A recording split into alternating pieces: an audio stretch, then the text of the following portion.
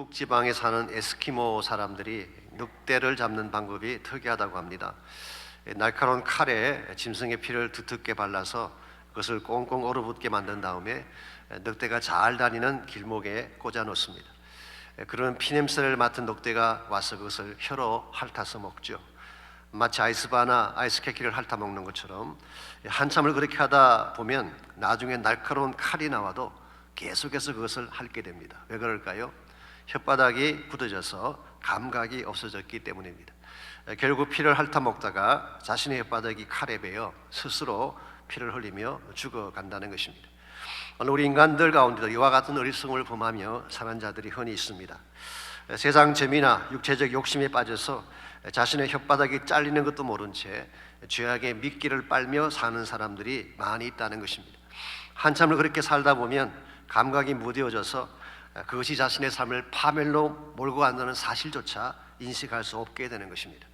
이런 의미에서 우리가 신앙생활을 하면서 가장 경계해야 될 것이 영적 무감각 정세라고 할 수가 있습니다. 영적으로 무감각해져서 감각을 잃어버리게 되면 아파도 아픈 것을 느끼지 못합니다. 길을 잃어도 길을 잃었다는 사실조차 알지 못한 채 계속해서 달리게 됩니다. 그렇게 되면 어떤 결과가 주어질까요? 돌이킬 수 없는 파멸의 낭떠러지로 떨어지는 것입니다. 그러면 차라리 아픈 것을 느끼는 것이 낫죠. 그래야지 아픈 부분을 치료할 수가 있습니다. 차라리 길을 잃었다고 외치는 것이 낫습니다. 그래야지 바른 안내자를 만날 수 있지 않겠습니까? 근데 만약 아파도 아픈 것을 모르고 길을 잃고 상실한데도 그것을 인식하지 못한다면 심각한 위기가 아닐 수가 없습니다. 이런 의미에서 여러분과 제가 날마다 영적 상태를 점검하며 영적인 감각을 잃지 않도록 사는 것은 굉장히 중요한 것입니다. 그래야지 본래 위치를 떠나지 않고 다시 하나님 앞으로 돌아와서 회복도 누릴 수가 있고 치유도 받을 수가 있는 것입니다. 오늘 여러분과 저의 영적 상태는 어떠한지 모르겠습니다. 교회 생활을 오래 하고 신앙생활을 오래 하다 보면 우리도 모르는 가운데에 영성이 무뎌져 갈 때가 있습니다. 감각을 상실한 채 살아가는 경우가 있죠. 이걸 빨리 인식하고 회복하지 않으면 우리 영적인 파멸로 들어갈 수가 있는 것입니다. 이런 면에서 우리가 어떻게 할 때 무뎌져가는 우리 영성을 새롭게 해서 하나님의 길로 바르게 나아갈 수 있을지 오늘 주신 본문을 중심으로 함께 그것을 정리해 보려고 합니다. 오늘 같이 봉독한 본문에 보시면 영적 무감각 상태에 빠지는 것이 얼마나 위험한지에 대한 좋은 예 하나가 기록이 되어 있습니다. 1절 말씀 보시면은 이스라엘은 나가서 블레셋 사람들과 싸우려고 에베네셀 곁에 진치고 블레셋 사람들은 아벡에 진을 쳤다고 했습니다. 이 말씀에 의하면은 블레셋이 팔레스타인을 침공해 와서 팔레스타인에 있는 이스라엘 백성들과 전쟁을 하게 된 것입니다. 이 블레셋 민족이라고 하는 것은 원래 에게해 주변에 살고 있던 해양 민족이었습니다. 그랬는데 헬라 본토인들에게 쫓겨나서 이집트로 내려갔다가 당시 애굽 왕이었던 램지스 3세에 의해서 쫓겨나게 됩니다. 그 결과 가나안 땅 지중해 연안에 와서 정착을 해서 살게 됐습니다. 그래서 이스라엘 백성이 출애굽할 당시에 이미 그들은 그곳에 살고 있었죠.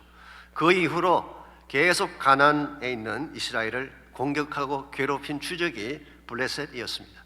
한 가지 특이할 일은 블레셋 사람들은 그 당시 가나안 지역에서 유일하게 철기 문화를 가진 사람, 그러므로 그들의 군사력은 막강한 힘을 발휘하고 있었습니다. 사실 팔레스타인의 이름 자체가 블레셋의 땅이라는 의미 아니겠습니까? 역사가들에 의하면요, 2세기 로마 황제가 유태인들의 이미지를 지우기 위해 가나안이라는 표현 대신 팔레스타인이라는 말을 사용하면서 오늘날까지도 팔레스타인 지명이 주어지게 됐다고 합니다. 이와 같이 막강한 힘을 가진 것이 블레셋인데 이들이 다시 이스라엘을 침공해 온 것입니다. 이것은 대단히 어려운 위기가 아닐 수가 없습니다. 그 막강한 군대를 어떻게 이겨낼 수가 있겠어요? 그런데 눈에 보이는 위기보다 더 심각한 위기가 영적 위기였습니다. 지난주에 말씀을 드린 것처럼 엘리의 가문들이 하나님을 떠났어요. 제사를 멸시하고 하나님을 멸시하고 엘리와 그 두 아들 흠니와 비나스가 하나님을 경멸하는 일을 했죠. 그러므로 이미 그들은 영적으로 부패한 가운데 있는데 이 사실을 인식하지 못한 채 전쟁터로 나간 것입니다. 어떤 결과가 주어졌을까요? 2절 말씀 보시면은 이스라엘이 패배를 당하게 되고 약 4천 명의 군사가 죽임을 당했다고 오늘 성경은 기록하고 있습니다. 그런데 사실은 이때야말로 그들이 영적 상태를 점검해 볼 수 있는 기회였어요. 전쟁에 패하고 4천 명이 죽는 이 아픔을 통해서 만일 하나님이 그들에게 주시는 메시지를 들을 수만 있었더라면 회복이 가능했을 텐데 이것을 그들은 놓치게 됩니다. 하나님께서 가끔 우리의 삶 속에도 고난을 주실 때가 있잖아요. 이 고난을 통해서 말씀하시고 싶은 것이 있어서 그래요. C.S. 루이스가 했던 말처럼 Pain is God's megaphone. 이 고난은 하나님이 우리에게 주시는 확성기와 같아요. 평소에는 잘 들리지 않지만 고난을 통해 하나님의 음성을 들을 수 있어야 되는데 오늘 본문에 보니까 이스라엘 백성은 그렇게 하지 못했어요. 사람들을 보시면은 그들이 이와 같은 패배 앞에 어떤 반응을 보이는지가 나와 있습니다. 3절입니다. 백성이 진영으로 돌아오매 이스라엘 장로들이 이르되 여호와께서 어찌하여 우리에게 오늘 블레셋 사람들 앞에서 패하게 하셨느냐. 이 패배의 원인을 하나님께 돌리고 있습니다. 사실은 자기들이 잘못한 것인데도 하나님 때문에 패배했다. 하나님께서 어찌 우리를 패배하도록 내버려 두셨습니까? 여러분, 영적으로 무감각하게 되면 이런 현상이 일어납니다. 자신의 잘못을 보지 못하고 누군가의 탓을 하게 되는 것이죠. 이와 같이 잘못된 판단을 했기 때문에 해결책도 잘못된 해결책을 내놓게 됩니다. 여호와의 언약궤를 실로에서 우리에게로 가져다가 우리 중에 있게 하여 그것으로 우리를 우리 원수들의 손에서 구원하게 하자. 이 언약궤라고 하는 것은 법궤라고 부르기도 하죠. 이것은 실로의 성소 안에 있는 거룩한 성물입니다. 이것은 전쟁터로 가져갈 물건이 아니었어요. 그런데 이 언약궤를 자기들의 전쟁을 위해 사용하겠다고 하는 것입니다. 이것은 소위 말하는 신앙의 도구화입니다. 믿음의 수단이라고 할 수 있죠. 하나님의 법궤를 나의 무엇을 위해 사용하려고 하는 것, 이건 엄청난 영적인 어뷰저이고 하나님에 대한 모독이 아닐 수가 없습니다. 아니나 다를까 이와 같이 한 결과 그들이 어떤 열매를 보게 되나요? 10절과 11절 말씀 보시게 되면요, 언약궤는 빼앗기게 되고 엘리의 두 아들 흠니와 비나하스는 전사하게 되고 이스라엘 군사는 3만 명이나 죽임을 당하는 재앙 수준의 패배를 경험하게 됩니다. 뿐만 아니라 18절을 잠깐 보시게 되면 하나님의 궤를 말할 때에 엘리가 자기 의자에서 뒤로 넘어져 문 곁에서 목이 부러져 죽었으니 나이가 많고 비대한 까닭이라 그랬어요. 이 전쟁의 패배 소식을 듣고 나서 법궤가 빼앗겼다는 소식을 듣고 나고 엘리가 충격을 받아서 의자에 앉았다가 넘어져 목이 부러져서 세상을 떠나게 됐다는 것입니다. 그 이후에 엘리의 가문 전체가 다 이렇게 패망을 행하여 나가게 되는 엄청난 결과를 경험하게 되죠. 자, 왜 이와 같은 결과를 낳게 됐을까요? 영적으로 무감각했기 때문입니다. 그들은 자신들의 질병이 뭔지를 몰랐어요. 어디가 골맞으며 어디가 터졌는지를 모른 채 살고 있었어요. 무엇보다 하나님에 대한 인식이 부족했습니다. 하나님을 경외하고 두려워해야 되는데 이 하나님을 자신들의 싸움판에 끌어들인 거죠. 이건 굉장히 잘못된 판단이요, 잘못된 결정이 아닐 수가 없습니다. 하나님은 우리의 수단이 아니라 우리의 목적이심을 알아야 됩니다. 하나님 우리의 뜻을 이루기 위한 도구가 아니라 우리 삶의 주인이요 주권자임을 알아야 됩니다. 이와 같이 하나님 중심의 삶으로 돌아가야지 영성이 회복되어지는데 만일의 경우 하나님을 떠나가게 된다면 우리 삶의 모든 것들은 케이스로 변하고 결국 무너지게 되는 것입니다. 저는 그 좋은 이그젬플 중에 하나가 다윗의 경우라고 생각합니다. 아침에도 다윗이 영성이 순전할 때는요 정말 아름다운 삶을 살았어요. 겸손했죠. 판단력도 아주 발랐죠. 또한 용서하는 삶을 살았습니다. 사울이 그렇게 자기를 죽이려고 했지만 용서했잖아요. 무엇보다 다윗은 찬양하는 사람이었어요. 이와 같이 아름답게 살던 다윗이 영성이 무디어지게 되자 어떤 일을 범하게 됩니까? 우리의 아내 바세바를 취하는, 있을 수가 없는 비도덕적인 행동을 한 것입니다. 그때 나단 선지자가 찾아와서 이 다윗을 책망하기 위해 비유의 말씀을 전하게 되죠. 한 성에 두 사람이 살았는데 한 사람은 부자고 한 사람은 가난했습니다. 부자는 자기 집에 양과 소가 심이 많았는데 가난한 집에는 딱 하나, 암양 새끼 하나밖에 없었습니다. 이 암양 새끼와 함께 먹고 눕고 자며 가족같이 그렇게 암양 새끼를 사랑했는데 부잣집에 어느 날 한 행인이 찾아왔어요. 그때 이 부자가 자기 집에 있는 양을 잡지 않고 가난한 사람이 그렇게 아끼는 양을 빼앗아서 잡았습니다. 이 말을 듣고 다윗이 어떤 반응을 보였나요? 진노했습니다. 세상에 그런 악한 놈이 있냐? 여호와의 사심을 가리켜 맹세하는 놈이 그는 마땅히 죽어야 할 자라. 본인이 본인인 것을 모르는 것입니다. 영적으로 무디어지면 이런 현상이 벌어지는 거예요. 그 후에 결국 우리가 아는 것처럼 다윗의 인생이 곤두박질 치지 않았습니까? 가정에 피바람이 불기 시작하고 압살롬의 반란 때문에 그가 쫓겨날 때 성경에 보게 되면 감람산을 올라갈 때에 머리를 가리우고 울며 맨발로 갔다는 기록이 나옵니다. 비참한 결말을 가진 것입니다. 그러므로 오늘 우리의 영성이 맑아야 됩니다. 내가 아무리 권세가 있고 돈이 있어도 영성이 맑지 아니하면 패망하게 되는 것입니다. 오늘 여러분과 제가 맑은 영성을 가지고 깨끗한 영성을 가지고 하나님께로 나아가야지 축복도 누리게 되고 회복과 치유도 받을 수가 있게 되는 것입니다. 이런 의미에서 우리가 어떻게 할 때 무뎌져가는 영적인 감각을 다시 회복해서 하나님의 길로 나아갈 수 있을지, 오늘 본문에 보시게 되면 이스라엘 백성의 케이스를 통해서 영적인 산스를 회복하는 몇 가지 단계가 오늘 본문에 소개가 되어 있습니다. 첫 번째로 우리가 영적인 센스를 회복해서 하나님 길로 나가기를 원한다면 바른 진단을 해야 돼요. 내 병이 무엇인가를 바로 진단을 해야지 하나님께로 나갈 수가 있는 것입니다. 사람들을 다시 보시게 되면 이스라엘의 지도자들은 그들에게 주어진 상황에 대한 인식을 잘못하고 있었습니다. 말씀드린 것처럼 전쟁의 패배 원인을 하나님께 돌렸을 뿐만 아니라 이 패배를 뒤집으려면 언약궤를 전쟁터에 가져가면 된다고 믿었어요. 자, 그 결과 그들이 정말 승리했나요? 두 비참한 패배를 경험하게 됐죠.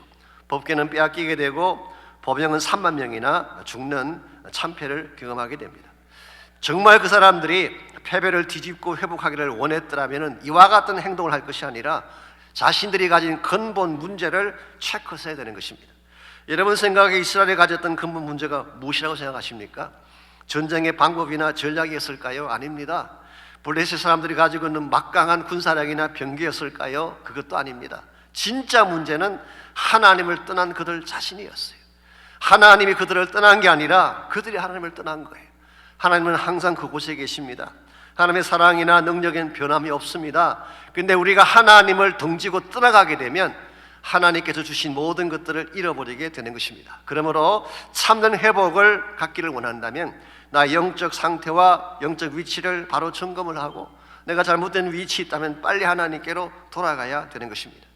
요한계시록 2장에 보시면은 에베소 교회에 대한 책망이 나오죠. 에베소 교회는 참 좋은 교회였습니다. 사도적 전통이 있는 교회였죠.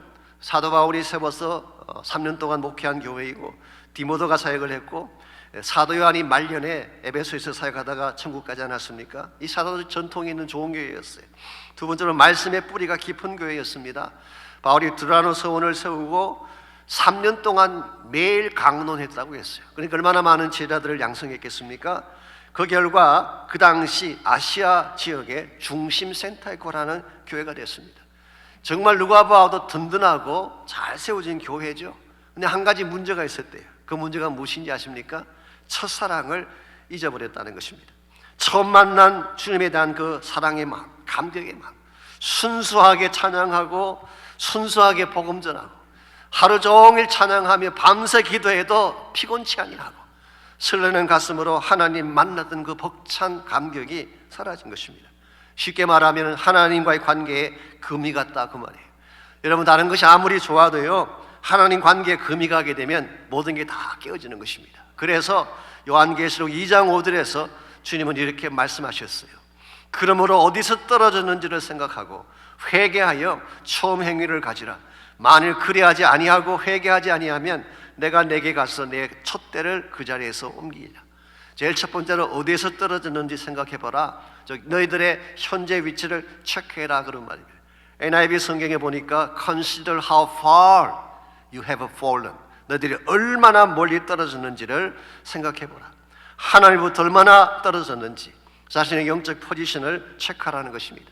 그 다음에 회개하라고 했어요. 돌이키라는 것입니다. 자기 위치를 하나님 방향으로 바꾸라는 거죠. 그리고 처음 행위를 가져라. 우리가 처음 하나님을 섬겼던 순종하며 살았던 본래적 삶을 회복하라 그런 말이에요. 그렇지 아니하면 촛대를 옮기리라. 영광의 촛대에 생명의 빛을 끄지게 하겠다 그런 말이에요. 그러므로 우리가 진실로 실패와 회개, 파멸로부터 돌이키기를 원한다면 빨리 나의 위치를 발견해서 하나님께서 부르시는 본래적 위치로 나가야 되는 것입니다.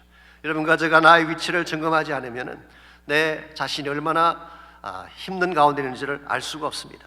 주를 멀리 떠나 있으면서도 깨닫지 못하고 상해 있으면서도 상한 사실을 모른다면 어떻게 회복을 할 수가 있겠어요? 오늘 나의 위치, 영적인 위치를 확인하는 것은 회복으로 나아가는 제일 중요한 첫 번째 단계입니다. 언젠가 그렉 로리 목사님이 설교 중에 이런 조크하는 걸 제가 들은 적이 있습니다. 물론 오래전 케이스이긴 하지만요. 한 번은 이 지역의 은행장 되시는 분이 보트를 몰고 바다로 나가셨대요. 근데 갑자기 풍랑이 일어나면서 배가 침몰할 상황이 됐습니다. 급하게 911에 전화를 했어요. 그랬더니 911에서 Tell me your present position. 당신의 현재 위치를 말해 주십시오. 그때 은행장이 뭐라고 말했는지 아십니까? I am the president of the bank. 나는 은행의 프레지던트입니다. 이 포지션을 이야기하라고 그러니까 지위를 생각하고 말한 것입니다. 나일님이 다시 급하게 이야기합니다. What's your position? 은행장이 다시 말합니다. I said I am president. 이것만 반복하다가 결국 꿀꺽하고 돌아가셨다는 그런 스토리. 물론 조커이긴 하지만 물에 빠져 죽어가면서 은행장이라는 지위가 무슨 의미가 있어요? 빨리 구조를 요청하는 것입니다. 도와달라고 하는 것이 빠른 것입니다. 내가 어떤 위치인데, 내가 어떤 포지션을 가지고 있는데 이건 아무 의미가 없는 것입니다. 오늘 많은 현대인들이 자기가 얼마나 하나님을 떠나는지를 몰라요. 얼마나 상해 있는지, 얼마나 아픈지를 모르기 때문에 치유자를 찾지 않는 것입니다. 그러나 많은 여러분과 제가 진실로 나의 정확한 모습을 바로 안다면, 얼마나 상한 모습인지를 바로 안다면 하나님을 찾을 수밖에 없어요. 제가 예비 목자 훈련 시간에 자주 소개해드리는 책이 한 권 있습니다. 로버트 머기 목사님이 쓴 Search for Significance, 의미를 찾아서, 인생의 의미를 찾아서 그런 제목의 책인데요. 그 책의 서론에 보면은 한 트럭 운전사에 대한 실화가 소개가 되어 있습니다. 팀이라고 하는 사람인데, 이 사람은 텍사스에서 큰 트럭을 몰고 다니면서 물품을 딜리버리하는 그런 일을 하는 사람이었습니다. 한 번은 늦은 밤인데 텍사스 휴스턴 인근에 있는 국도를 달리다가 깜빡하는 바람에 차가 중앙 분리대를 들이받고 뒤집어지는 사고를 당하게 됐습니다. 차가 뒤집어져서 물품들이 길바닥에 흩어지긴 했지만 다행히 트럭에서 기어 나올 수가 있었대요. 그런데 텍사스 시골길에다가 한밤중이었기 때문에 캄캄해서 아무것도 보이지가 않았어요. 그때 그는 도로 곁에 있는 풀 위에 들어누워서 숨을 고르면서 스스로에게 말을 합니다. It's okay, 괜찮아. 조금 지나면 나아질 거야. It's okay 라고 반복하고 있었어요. 약 30분이 지났을 때 마침 그곳을 지나가던 차량 한 대가 현장을 발견하고 풀 위에 누워있는 팀에게 헤드라이트를 비추었어요. 그랬더니 불빛 속에 드러난 팀의 모습은 처참했습니다. 다리는 부러지고 팔과 손도 찢어지고 얼굴은 흉측하게 깨어진 채 온몸이 피투성이가 된 채 거의 죽어가는 모습이 불빛 속에 드러나게 된 것입니다. 팀의 상태는 결코 It's okay가 아니었어요. It's not okay였어요. 그냥 피투성이가 된 상태에서 계속 있는다면 죽을 수밖에 없는데 어둠 속에 있기 때문에 자신의 실체를 못 본 것입니다. 로버트 머기 목사님은 바로 이와 같은 것이 현대를 사는 오늘 현대인들의 모습이라고 지적을 했어요. 어둠 가운데 살고 있기 때문에 얼마나 자기가 상했는지 아픈지를 모른 채 It's okay만 반복하며 살아가고 있다는 것이죠. 사실은 마음의 상처가 너무 깊어 숨쉬기조차 힘이 드는데, 사실 육신의 연약함으로 온몸이 하나씩 기능을 잃어가고 있는데, 사실은 이민 생활의 갈등과 한계 때문에 언제 터질지 모르는 시한폭탄 같은 삶을 이어가고 있는데 It's okay만 외친다고 진짜 인생이 괜찮은 것일까요? 그렇지 않습니다. 하나님께로 돌아가야 돼요. 내가 얼마나 상한지, 내가 얼마나 하나님을 멀리 떠나와 있는지를 바로 발견하고 주께로 돌아가지 아니하면 치유와 회복을 경험할 수가 없는 것입니다. 그러므로 우리가 하나님께로 돌아가는 첫 번째 단계는 바른 진단을 하는 거예요. 두 번째는 바른 처방을 해야 됩니다. 내 자신이 어떤 위치인지를 알게 됐다면, 진단이 나왔다면 그게 합당한 처방이 있어야 되지 않겠습니까?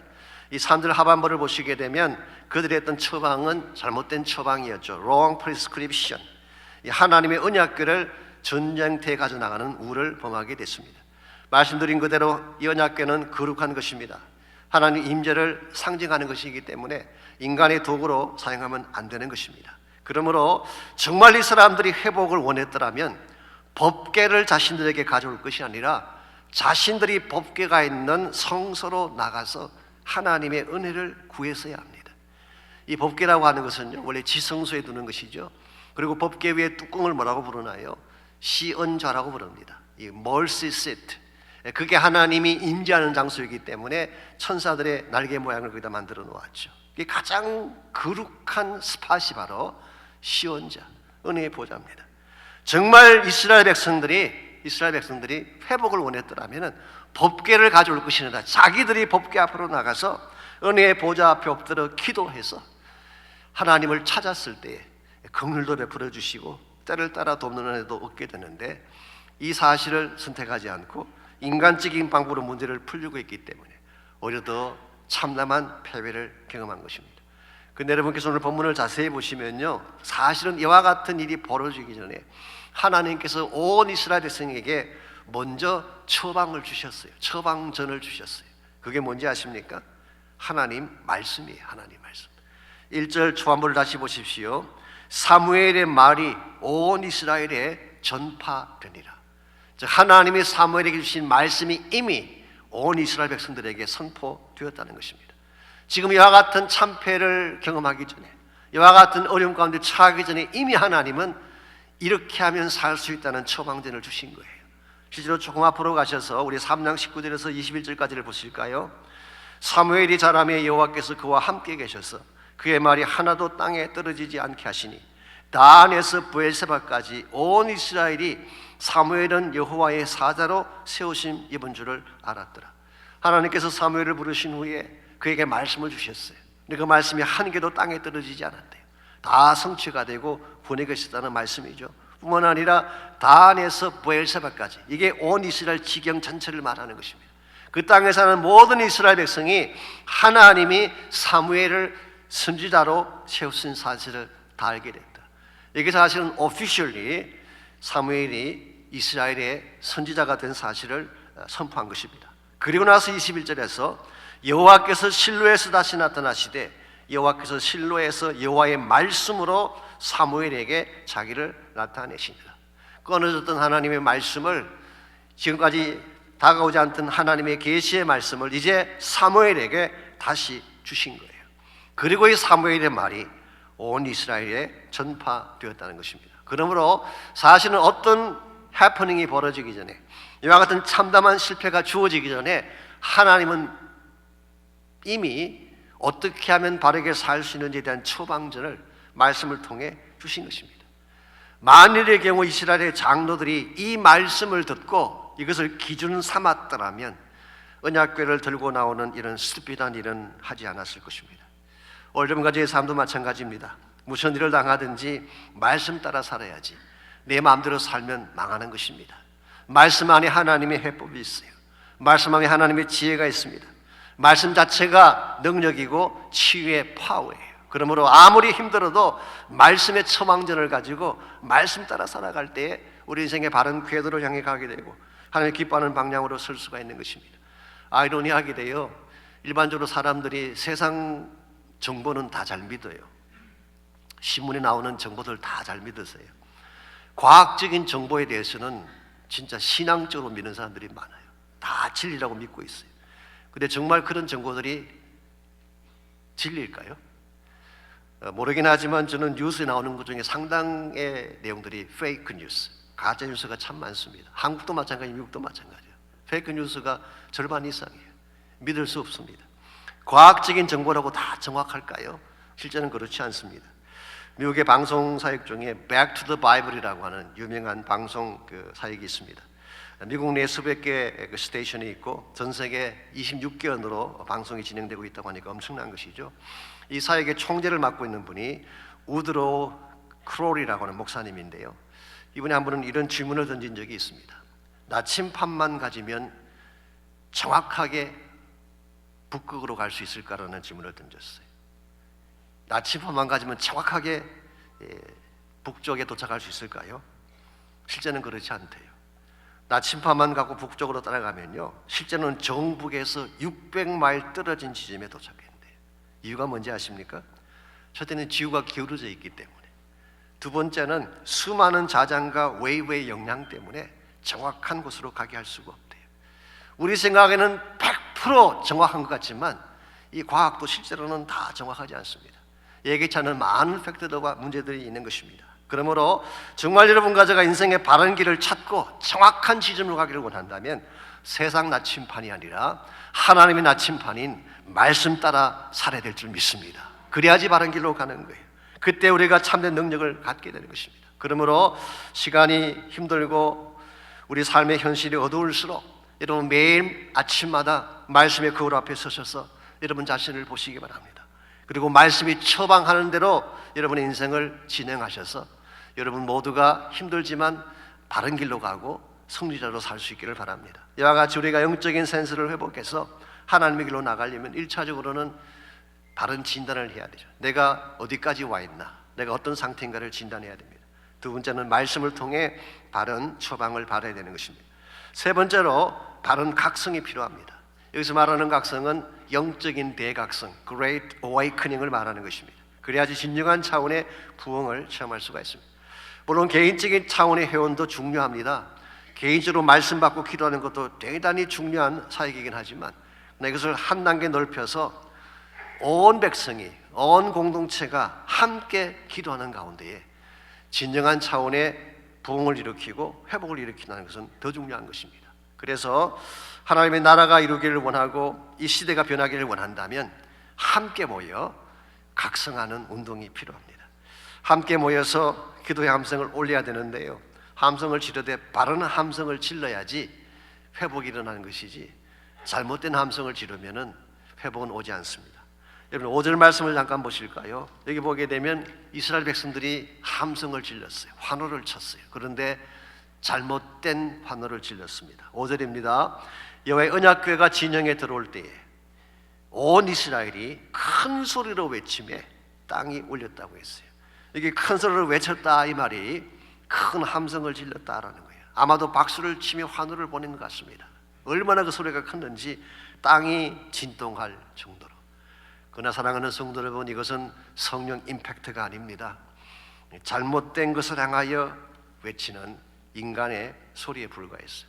자, 왜 오늘 본문에 기록된 이스라엘 백성의 함성이 잘못된 것일까요? 한 세 가지 차원에서 생각해 볼 수가 있어요. 첫 번째로 외형만 보고 환호했기 때문에. 언약궤가 들어온다고 하나님이 오신 것일까요? 아닙니다.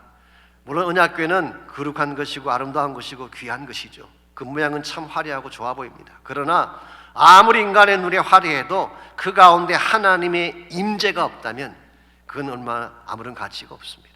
영광스럽지가 않고 헛된 것입니다. 사실 오늘 현대교회가 외형적인 것에 박수를 보낼 때가 참 많습니다. 화려한 뮤직, 기가 막힌 프로그램들, 대형 콘서트를 방불케 하는 찬양 집회, 그게 모이는 수많은 관중들을 향하여 환호를 보내고 있잖아요. 이걸 부흥이라고 생각할 때가 많죠. 물론 그렇게 되기를 바랍니다만은 그것만 가지고 부흥을 이야기할 수 없어요. 거기에 하나님의 임재가 있는지를 확인해야 됩니다. 이 외형만 보고 환호하는 것은 위험해요. 두 번째는 거짓된 확신에 근거한 환호였기 때문에 false security. 이것만 가지면 다 됐다고 하는, 이 법계만 가져오면 성리한다고 하는, 이건 사실은 정확한 확신이 아니고 false security, 잘못된 확신이었어요. 이건 위험한 것입니다. 무엇보다 세 번째로 참된 회개와 자복이 없었기 때문에 지금 그들 속에는 죄가 들끓고 있는데, 그들 속에는 하나님에 대한 불신과 우상이 가득 차 있는데 환호만 지르면 부흥이 오는 것일까요? 그렇지 않습니다. 이와 같은 것은 영적 각성이라고 할 수가 없는 것입니다. 그래서 결국 이들은 참패하고 비참하게 결말을 가진 것입니다.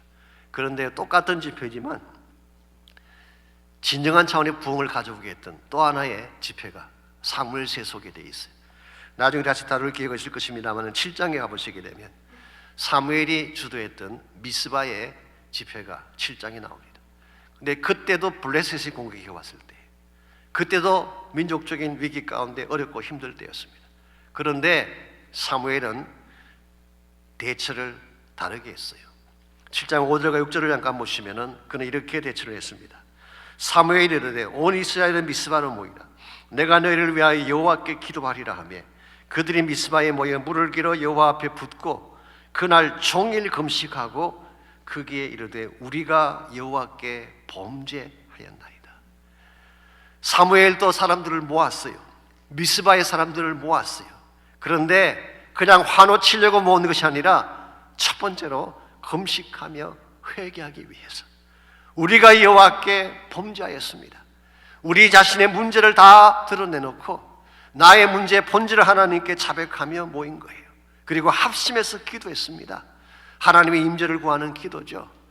오늘 본문에 나오는 이스라엘 백성처럼 법궤를 이용하는 정도가 아니라 실제 하나님의 presence, 임재를 간구하는 기도를 한 거예요. 그러고 나서 온전한 번제를 드렸다고 합니다. 하나님을 하나님을 인정하고 합당한 제사, 거룩한 예배를 드리는 순간 하나님께서 우레를 발하여서 블레셋을 흩어주시고 대승리를 거두게 하셨다고 말씀합니다.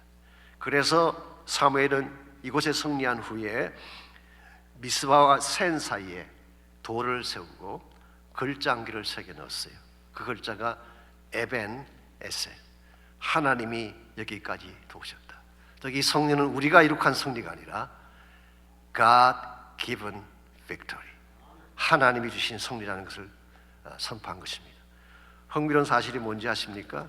오늘 보면 1장 1절을 다시 한번 보십시오. 이스라엘 백성이 패배했던 장소도 에벤에셀이었어요. 우리는 1절에 나오는 이 에벤에셀은 우리 7장에 나오는 에벤에셀과 동일한 지역은 아닐 가능성이 많습니다. 왜냐하니까 오늘 4장 1절에 나오는 에벤에셀은 샤론 평원에 있는 아벡 옆에 있는 에벤에셀이기 때문에. Anyway, 장소는 다르지만 1차 에벤에셀은 그들 자신을 믿고 나갔다가 패배한 에벤에셀. 근데 두 번째 에벤에셀은 하나님의 임재 가운데에 하나님과 함께 싸우기에 대승리한 에벤에셀. 여러분 어떤 에벤에셀의 예배를 택하기를 원하십니까? 하나님이 함께하는 에벤에셀이 있어야 돼요. 이게 사실은 승리의 키입니다. 우리에게는 힘이 없습니다. 우리는 세상을 능가할 능력이 없습니다. 우리가 아무리 노력하고 애써도 우리 힘만으로 세상을 이길 수 없어. 블레셋이 얼마나 막강한 군사입니까? 얼마나 잔혹한 잔인한 군대입니까? 나의 힘으로 이길 수 없어요. 그러나 하나님이 도우시면 이길 수 있어요. 하나님께 회개하고 자복하고 하나님의 임재를 간구하면 하나님이 승리를 주십니다. 이것이 여러분과 제가 모여야 될 이유예요. 지난 한 주간 동안 저희들은 새벽을 깨우며 주 앞에 모여 기도했습니다. 많은 분들이 나오셔서 전심을 다해 부르짖으며 기도하셨어요. 하나님이 이미 일하고 계십니다. 많은 역사를 베풀어 주셨어요. 여러분 한 분 한 분도 다 나올 수 있기를 바랍니다. 혹시 어저께 못 나오셨지라도 이번 주보다도 꼭 나오셔서 함께 기도하는 시간이 있기를 바랍니다. 기도할 때에 하나님이 승리를 주세요. 기도할 때에 여리고가 무너지게 하십니다. 기도할 때 하나님이 우리 심령 속에 있는 골마 터진 상처들을 치유해 주시고 다시 회복을 부어 주시는 것입니다. 우리가 사는 시대는 참으로 어두운 시대입니다. 아파하는 자녀들이 너무 많아요. 여러분 가정에 담아 있을지 모르겠어요. 좌들 안에 낙심하는 젊은 사람들이 너무나 많습니다. 심령이 상한 채 신음하며 고통하는 사람들이 너무나 많아요. 겉으로는 웃으며 살고 있지만 가슴 속에 엉그러진 것들을 품고 사는 힘든 이민 가족들이 너무나 많습니다. 우리 힘으로 절대 치유할 수 없어요. 하나님이 함께 하시면 치유가 일어납니다. 우리의 깨어진 마음, 상한 마음 주님 앞에 다 내어놓고 하나님 내 마음을 고쳐주십시오. 내 상한 마음, 깨어진 마음을 치료해 주십시오. 나의 심령 가운데 성령으로 기름 부어주셔서 말라 비틀어진 나의 심령이 다시 살아나게 해달라고 기도하시길 바랍니다.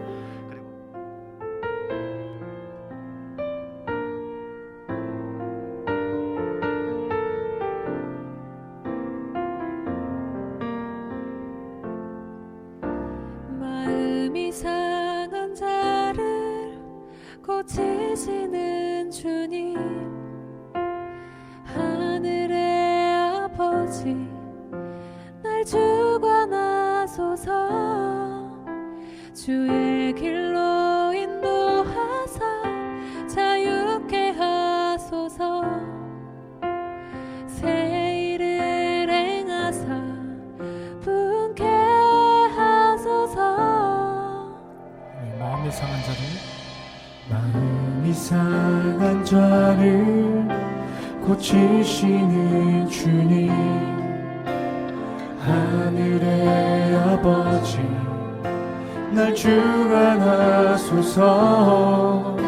주의 길로 인도하사 자유케 하소서. 새 일을 행하사 부게 하소서. 의에 줄이고 목이 마르니 성령의 기름 부소서. 의에 줄이고 목이 마르니 내 잔을 채워 주소서. 마음이 상한 자를, 마음이 상한 자를 고치시는 주님. 하늘의 아버지 날 주관하소서. 주의 길로 자유케 하소서. 새 일을 행하사 우리 다시 한번 찬양할까요? 성령으로 채우사, 성령으로 채우사 주보게 하소서. 주의 임재 속에, 주의 임재 속에 은혜하게 하소서. 주 뜻대로 살아가리 세상 끝날까지. 아멘. 나를 빚으시고 새날 열어주소서. 의에 줄이고 목이 마르니 성령의 기름 부소서. 의에 줄이고 목이 마르니 내 잔을 채워 주소서. 의에 줄이고, 의에 줄이고 목이 마르니 성령의 기름 부소서. 의에 줄이고, 의에 줄이고 목이 마르니. 우리 이 시간 다같이 주님께 기도하며 나아가는 시간 갖길 소망합니다. 마음이 상한 우리의 심령을 예배 가운데 주님 치유하여 주시옵소서. 주님께 기도하며 나아갑시다.